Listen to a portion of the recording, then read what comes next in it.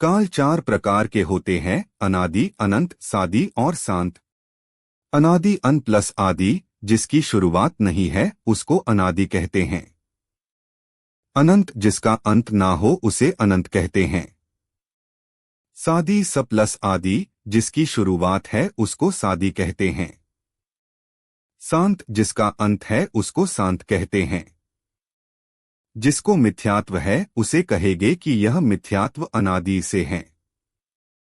जिसको सम्यक दर्शन हो गया उसको शांत कहेंगे। मिथ्यात्व अनादि से था, अब शांत हो गया, यानी अनादि शांत।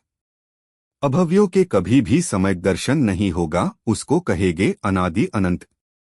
किसी जीव ने मिथ्यात्व का अभाव करके सम्यक दर्शन प्राप्त कर लिया, बाद में मिथ्यात्व भी आ सकता है, उस मिथ्यात्व को कहेंगे सादी मिथ्यादृष्टि। लेकिन इस जीव का मिथ्यात्व तो नष्ट होने वाला है, क्योंकि इसने एक बार सम्यक्त्व प्राप्त कर लिया है।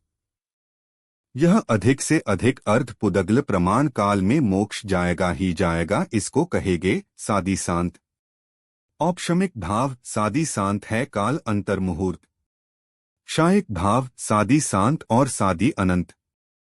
पर्याय की अपेक्षा सादी शांत है, तथा एक बार क्षायिक भाव प्रकट हुआ तो अनंत काल तक रहेगा, इसलिए सादी अनंत है।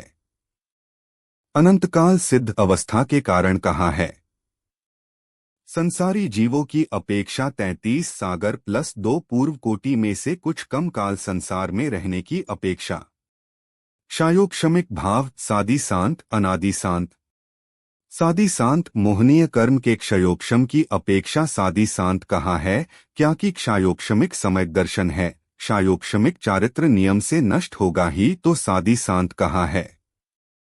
अनादि शांत क्षयोक्षमिक ज्ञान की अपेक्षा से अनादि शांत कहा है। अनादि काल से निगोद में था तो वहां भी था ये भाव। औद्यिक भाव सादी शांत और अनादि अनंत। सादी शांत इसकी शुरुआत भी है, इसलिए सादी कहा है, अंत भी है, इसलिए शांत भी कहा है। अनादि अनंत भी है, जो अभव्य जीव है या दुरानादुर्भव्य जीव है, उनकी अपेक्षा से अनादि अनंत है। पारिणामिक भाव अनादि अनंत। भव्यत्व की अपेक्षा अनादि शांत है। अनादि से है और अनंत तक रहेगा। जिनवाणी माता की जय।